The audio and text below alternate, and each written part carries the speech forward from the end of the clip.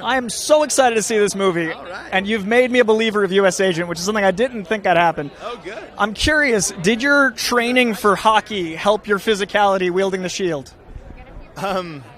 Maybe a little bit. I mean, I've been so far removed from hockey now. It's like any muscle memory that I had from that is pretty much gone.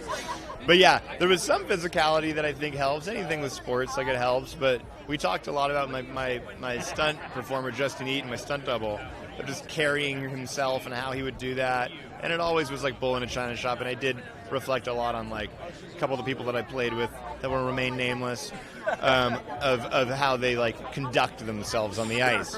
Milan Lucic is one of them. Name named. Yeah, Luch. I didn't. You're in there as part of him, but yeah. So yeah, I did call on some of my past. Because I like that the vigilante element gets played up and what a hero is and all that with UH Agent in the comics as well as in what we've seen so far. But the character really feels like he gets a spotlight to redeem himself with some mental health awareness and all those things here. When you first got the script, was there a moment, without saying what it was, that you were like, this is a thing I've been really wanting to express out of this character? In this film particularly? Yeah. Yeah, I like the idea that, vulnerability is something that, again, in my old life, it's not something that, when I was playing back, it's 20 years ago, but when I was playing hockey, you didn't like to express yourself vulnerably because that was a crack. Crack in the armor meant that, well, even if your coach took it well, now he knows you're not feeling good, or now he knows you're doubting yourself, and, like, any bad thing that happens, you can be looked at very differently than if you're just like, no, I'm fine, fake it till I make it. And you can do that, and it doesn't always not work. But the reality is you're not going to become a better, fully realized version of yourself until you could admit your shortcomings.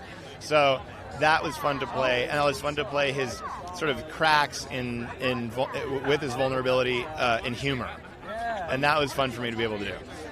So I hope that it brings some of that to the movie. And again, I love doing it. And where he ends up is someone that can, like, take a hint, is what I've been saying. Last question for you. There's a lot of people that work in the MCU, but there's not a lot of legacy actors. And both you and your dad get to share this joy. Yeah. Is there a phone call when you're like, oh, we're doing this thing and this thing? Like, it feels, especially him playing such a dad, like he goes the dad of the world. Yeah. What's that like when Thanksgiving rolls around? Do you guys talk about the MCU wins?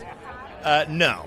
Fair. We don't. But he always loves, like I said, when you have kids, all you want them to do is be happy. Yeah. You want them to live a fulfilled life. And that's all my dad has ever cared about or talked about when it comes to movies is, how are you feeling? Do you like what you're doing?